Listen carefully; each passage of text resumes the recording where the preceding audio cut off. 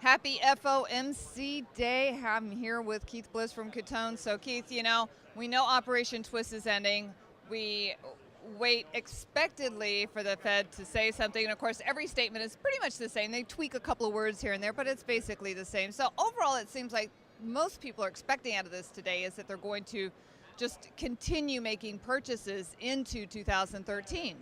Well, that's right. The difference, though, is that they're stopping what we call a sanitized program and now putting in place an unsanitized program. And the difference being, when you have a sanitized program, you're selling bonds at the same time you're buying bonds, so you're keeping your balance sheet the same. Now they're just going to go to a full-on expansion of the balance sheet and run it up to, some estimates will take it up to $4 trillion. The real danger in that, of course, is at some point they've got to sell those bonds back into the marketplace, and how do you do that without sparking inflation and debasing the dollar even more? So that's the real tricky game here, but yeah, it's almost 100% certain, if I were a betting man, that they're going to buy about another $40 billion in Treasury bonds to put more money into the economy.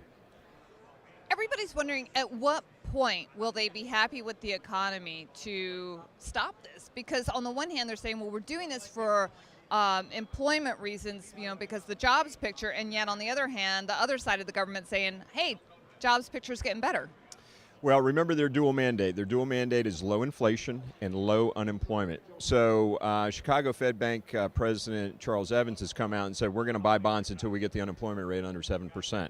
They're in a bit of a pickle, though. So that's what I think they're targeting right now. It's not necessarily inflation. There's really no wage pressure in the marketplace right now, so no wage pressure. You don't really have any price inflation, despite what we may see from the PPI numbers or the CPI numbers this week. So they're targeting an unemployment rate that's clear. They've signaled that, and they're going to keep doing that until they get it there. The problem, and I think the pickle that they're in, is the efficacy of more bond buying that we've seen over this past 6 months is having less and less of effect. There's a law of diminishing marginal returns with this bond buying program, and one of the indicators, one of the economic data points that I always look at is velocity of money, velocity of M2 in the U.S. economy. It's at the lowest level it's ever been recorded.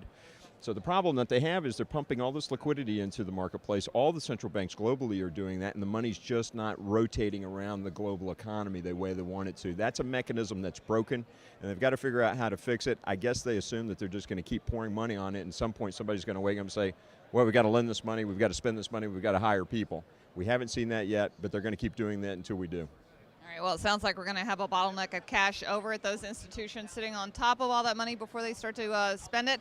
That's Keith Bliss, and I'm Deborah Borchardt reporting for The Street.